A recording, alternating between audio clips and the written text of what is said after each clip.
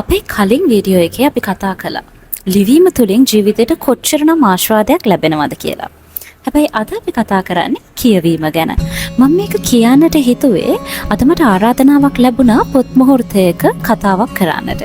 ඉතින් ඒකත් එක්ක මට හිතුණා පොත් වලින් ඇත්තටම අපි උකහාගත යුත්තේ මොනවාද කියලා කල්පනා කරලා බලන්න ඕනේ කියලා.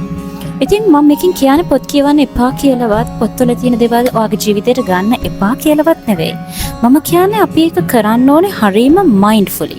අපි ඒක හිතලයි කරන්න ඕනේ. මොකද අපි කොච්චර පොත් කියවුවත් කොච්චර අපි හිතමුකෝ ඔන්ලයින් මාධ්‍යයක කියවුවා කියලා ඒ කොහොම වුණත් අපිට ඒ ප්‍රතිඵල ඒ විදිහටම බලාපොරොත්තු වෙන්න අමාරුයි ඒ දේවල් ඒ විදිහටම කළා කියලා. ආයම කියනවා නම් පොතක් කියවලා ඒකේ තියෙන දේවල් කරා කියලා ඒ ප්‍රතිඵලම ලැබෙවිද? මම හිතන්නේ එහෙම වෙයි කියලා. මොකද අපේ ජීවිත එකිනෙකට වෙනස්. අපේ goals එකිනෙකට වෙනස්. ඉතින් පොතක් කියවුවා කියලා ඒ පොතෙන් අපිට හැම වෙලේම ඒ කියන ප්‍රතිඵලම ලබා ගන්නට බෑ.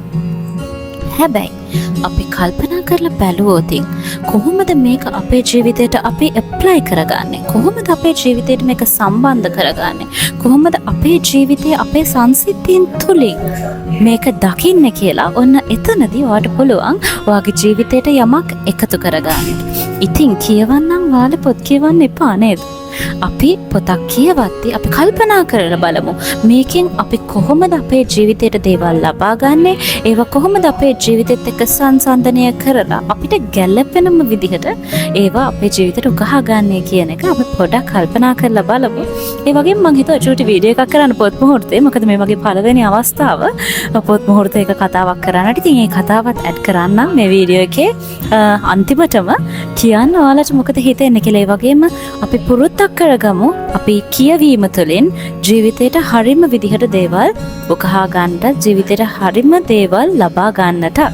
වෙනනම් පොත් කියවනකොට හිතනවා ඒ පොතෙන් අපිට ආදර්ශයක් ලැබෙනවා අපි ආදර්ශය ගන්නවා කියලා.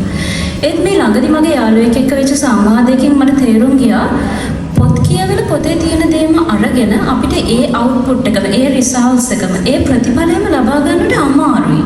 ඇයි මොකද අපේ ජීවිත කතා අපේ සංසිද්ධීන් වෙනස්. ඉතින් මම අද ඔයාලගෙන් ආදරෙන් ඉල්ලා සිටින්නේ පොතක් කියවුවා කියලා කියපු දේ ඒ විදිහටම පිළිගන්නවට වඩා කල්පනා කරලා බලන්න මේ පොත මට කොහොමද මම ඇප්ලයි කරගන්නේ? මේ පොතෙන් කොහොමද මගේ ජීවිතේට මම දෙයක් අරගන්නේ? ඒක මට ගැළපෙනවද නැද්ද කියන ඒ ඉවැලුවේෂන් එක මම හිතන්නේ රෝස් මාස්ටර්ස් ඉන්නවා නම් දන්නවා ඇති. just evaluate and see if you can get something which is applicable to you. ඔයාට ගැළපෙන දේ ඔයා ජීවිතේට ගන්න. ඉතින් මම දන්නවා අද අපි ලස්සන පොතක් දොරට වඩන. ඉතින් ඒකත් එක මට කියන්න තියෙන්නේ රැඳී ඉන්න මාත් එක්ක කියලා. මම Tales by Zay.